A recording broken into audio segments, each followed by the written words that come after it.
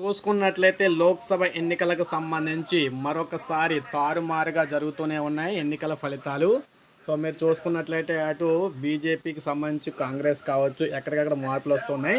అయితే తెలంగాణ విషయంలో చూసుకుంటే దోబూచులాట ఆడుతుందన్నమాట. ఒకసారి ఒకరు ముందు వెనక్కి ఆధిక్యంలోకి మారుతున్నారు. ప్రజెంట్ ఇప్పుడున్న 1 గంట వరకు ఉన్న సిచ్యువేషన్ చూసుకుంటే కాంగ్రెస్ 8 స్థానాల్లో ఆధిక్యంలో కొనసాగుతూ ఉంటే బీజేపీ 8 స్థానాల్లో ఆధిక్యంలో కొనసాగుతుంది. మజ్లిస్ చూసుకున్నట్లయితే ఒక స్థానంలో అయితే కొనసాగుతుంది. ఇక బారాసా చూసుకుంటే దారుణం అనమాట.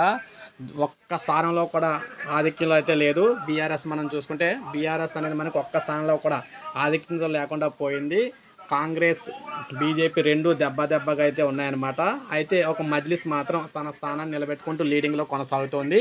సో ఈ విధంగా తెలంగాణలో కూడా లోక్సభ ఫలితాలు అయితే తారుమారుగానే జరుగుతున్నాయని చెప్పుకోవచ్చు. ఇప్పుడు మనకు అప్డేట్ వచ్చింది. ఒక లైక్ చేయండి, సబ్స్క్రైబ్ చేసుకోవాలి. మన ఛానల్ సబ్స్క్రైబ్ చేసుకుని ఫాలో అవుతానండి.